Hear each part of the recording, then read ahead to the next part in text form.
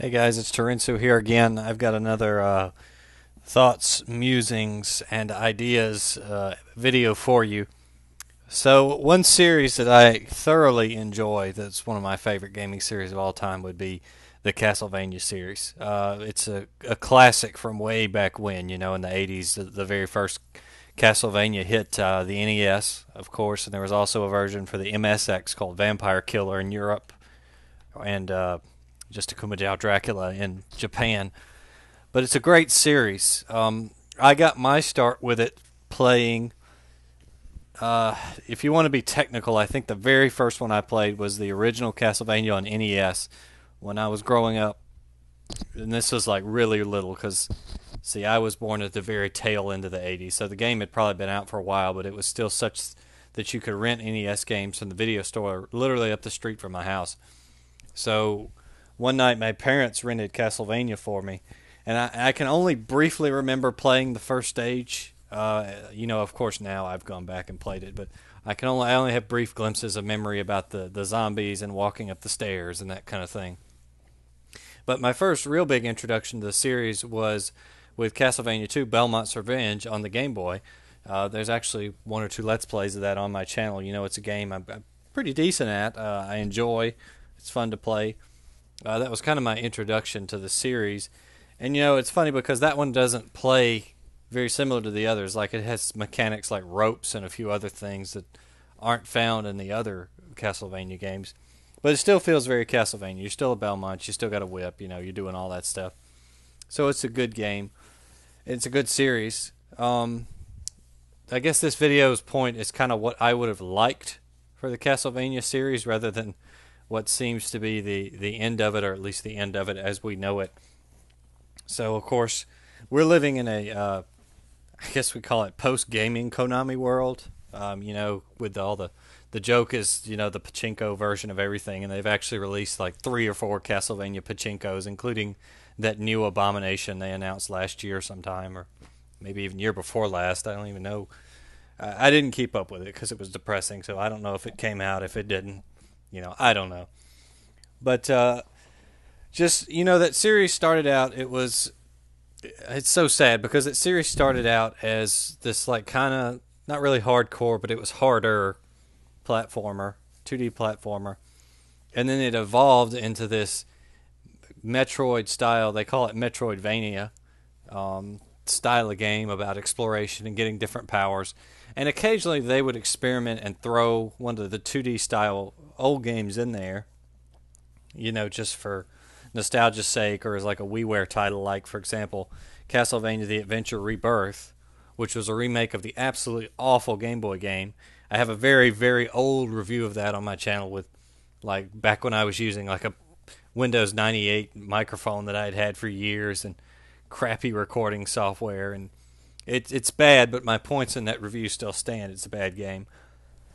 But it evolved from that 2D game, and then around the PlayStation era, they came out with Symphony of the Night, and that's what set the series down the Metroidvania route, which was not a bad route. Symphony of the Night, again, like a lot of things, I didn't play it when it came out because I didn't get a PlayStation until much later.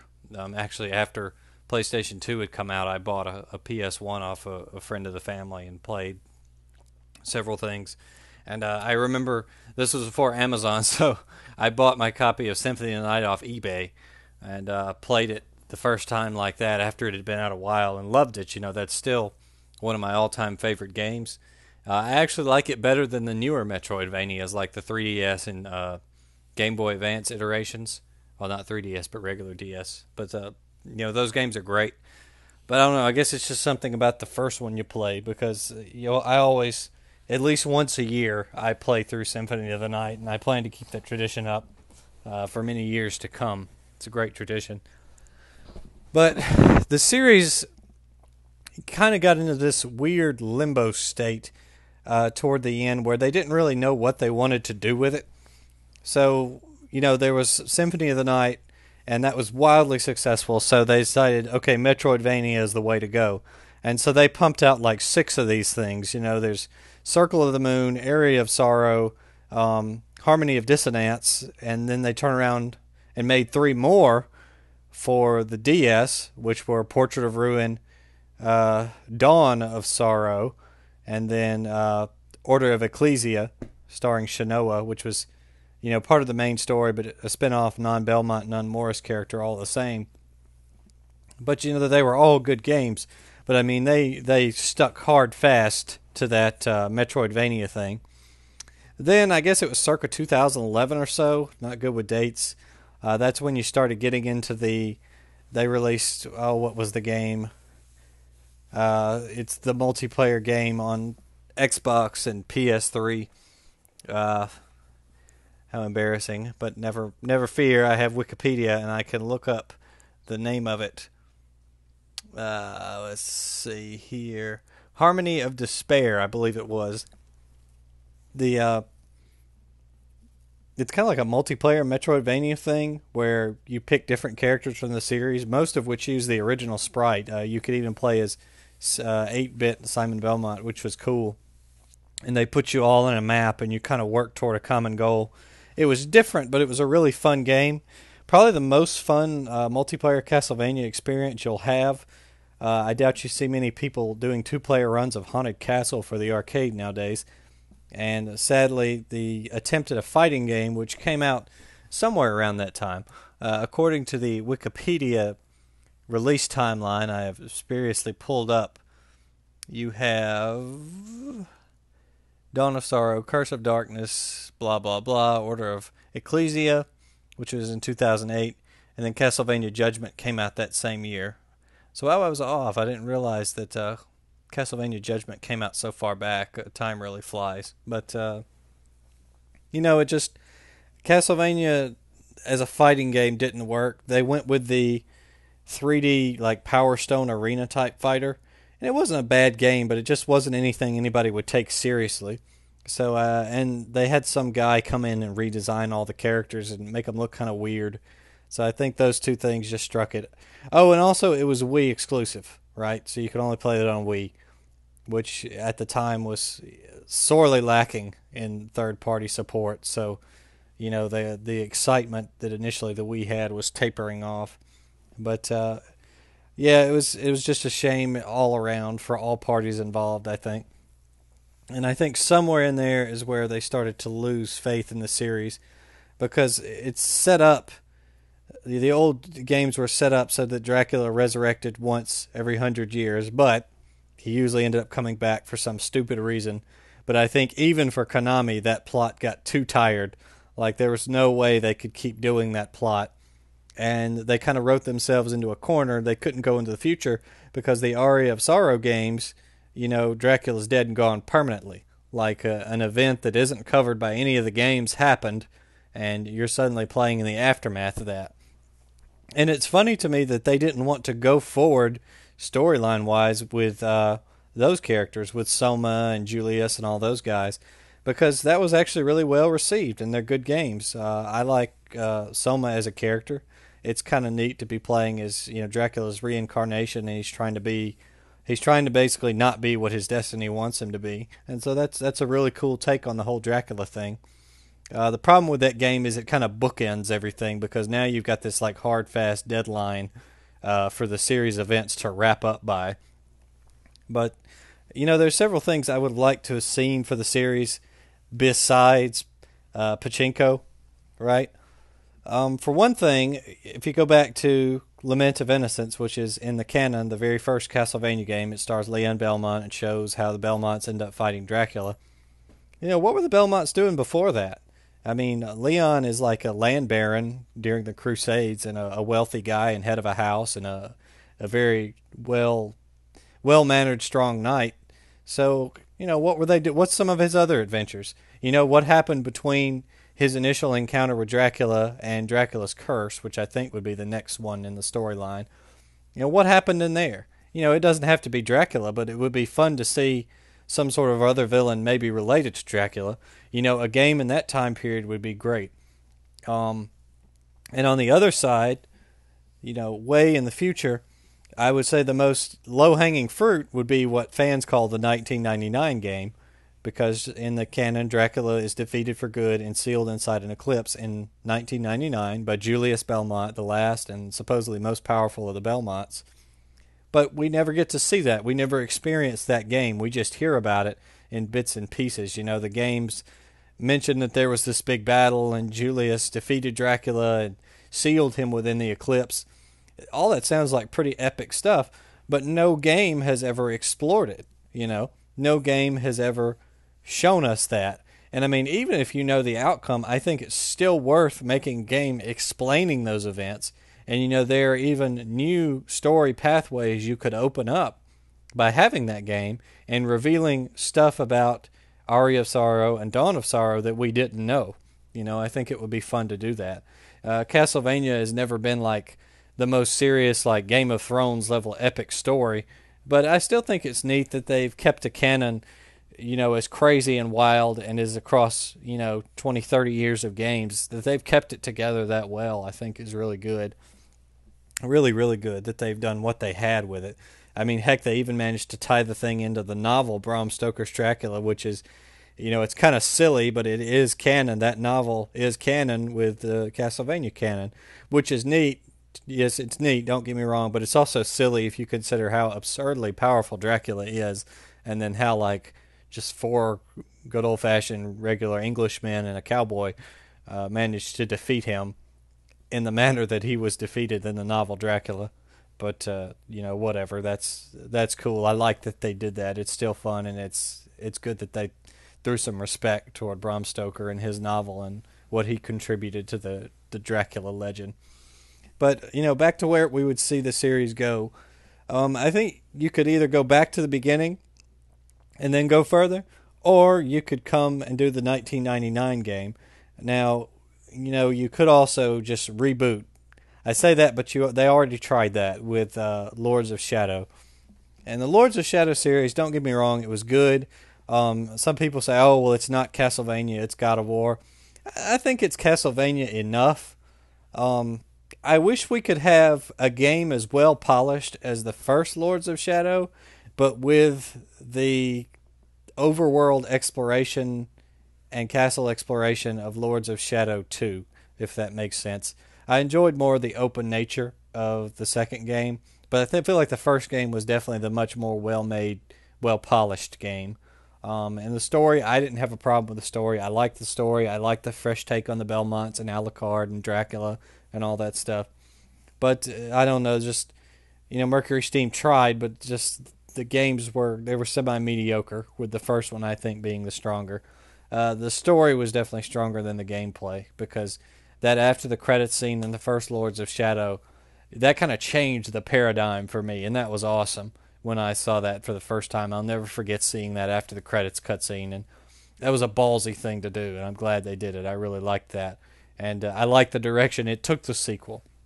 You know, like I said, if I could have kind of more open-ended gameplay like in the sequel, but with the polished nature of the first Lords of Shadow, I think we'd be on to something. But another thing that a lot of people don't like that I do like is the N64 Castlevania games. And you can hate on those all you want, but I think those were closer to a transition of Castlevania to 3D than we ever got with the PlayStation 2 titles or with the Lords of Shadow titles. I mean, really think about this. The N64 Castlevanias, you know, you had a limited health bar, assuming you're playing on hard. You know, health pickups, if you knew where they were kind of copious in normal mode. But you had your limited health bar. The biggest challenge is moving your character where he needs to be, which is a big part of the old Castlevanias. You think back to Castlevania 1 and even 4, you know, there are certain limitations to your character when you're on stairs or when you're jumping from platform to platform, or the directions that you can whip. Because a whip is a weapon you have to commit to, you know. It's not like a sword where you can bring it kind of up but then swipe back. Once you whip, you know, you've picked your direction. You've gone with that direction. So managing control of your character was a big part of the challenge. Castlevania 64 and Legacy of Darkness had some control issues, as in poorly controlled segments. But I also think they translated that feeling of you versus your environment well. the PS2 games were just kind of dungeon crawlers set in the Castlevania universe, which is fine. There's nothing wrong with those games. But I feel like the level to level progression and the battle versus your own limits versus the environment, I feel like that was better captured in the N64 games. And those things were really ambitious too. Like there was a lot of stuff they had to cut.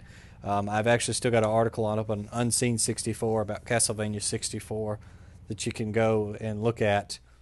Unseen 64, Castlevania 64. Did I repeat one of those wrong? Never mind. But just get on there and look at that article, and you can see, they had planned more status effects, more weapons. There's an old GamePro article you can go read if you can find it, talking about how the game was much more open-ended. You had these open areas where you would like root around at night, and the areas would change, and villagers would change depending on what you were doing. Kind of like Ocarina of Time or Majora's Mask almost, it seemed like they were going for.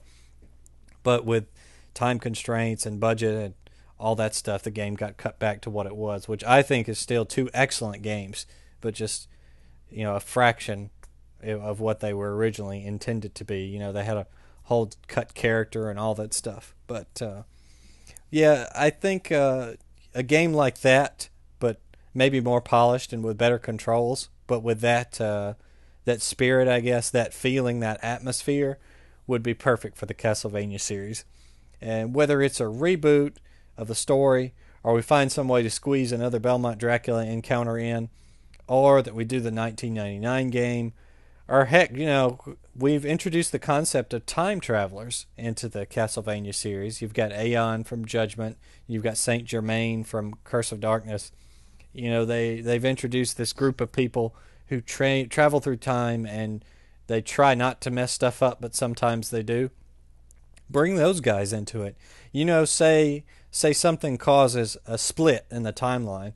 Well, if you take that split and make it occur, like, I don't know, somewhere before Symphony of the Night, or make it occur after Justy Belmont's time or Simon Belmont's time, you split the timeline, and then all of a sudden you've got all these free years of Dracula encounters, resurrections, fights, battles, plotline, stories that you can explore. Do something like that, and then make the game accordingly. Whatever it is, it's got to be better than Pachinko, which unfortunately the last Castlevania we got was a Pachinko machine featuring the so-called erotic violence. I can't facepalm enough. But with Konami swearing to gain our trust back, and they're not doing it very well with the whole Metal Gear Zombie game they've got coming out. It's my hope that something Castlevania will come out that is a traditional game. I don't know what it's going to be. I don't know if it's going to be worth playing, but I hope it's something that's not so incredibly riddled with microtransactions and just horrible gameplay mechanics and design and half of the game cut out and sold as DLC. I just hope it's not that, which is a pretty tall order for Konami nowadays. But I just feel like if we could get any Castlevania that was decent out there, it would kind of get the series rolling in the right direction again. Maybe if we could show them that it's profitable. I think definitely for a fact, Koji Iragashi, he's got Bloodstained Ritual of the Night coming out, which I fully intend to buy day one. It's essentially like not Castlevania, but it is, just with different characters and a whole new canon. Maybe that will be the Castlevania in people's lives from now on. It may very well have to be. But I fully intend to pick that up on day one unless something just absolutely awful goes on with it. I'm really hoping that game will show game companies, hey, people still want to play this, Don't throw this out. People still love this. They want to play it. They're willing to spend money on it. They spent their own money to back it, to get it made, Of course they're going to buy it. They just want you to make it. Many game critics like Total Biscuit and Jim Sterling and those guys have pointed out, the games industry just kind of convinced themselves that there were certain games that no one wanted to play anymore, like platformers and survival horror games with tank controls and Castlevania-style games and all this stuff, when people are still out there not only willing to play it, but spend their own money to get it made. So, if anything, I hope that this goes toward showing that, hey, there is a market for those games. They will sell if done right, and they will make money, and they're worth making again. So those are my thoughts on Castlevania. I hope it comes back in a strong way. Unfortunately, I don't have too much hope, but I just thought I'd make another talking video and put some thoughts out there. Just be sure to leave a comment below, like the video if you like it. What do you think about Castlevania? What's a good idea? What's a good direction to take the series in? What would you do personally to fix Castlevania? What should Konami do with it? Do you think Bloodstained should just be people's Castlevania from now on, or do you think we need the Belmonts and Dracula to pass that torch, the right way, so to speak? Anyway, I'm Terensu signing off. Thanks for watching.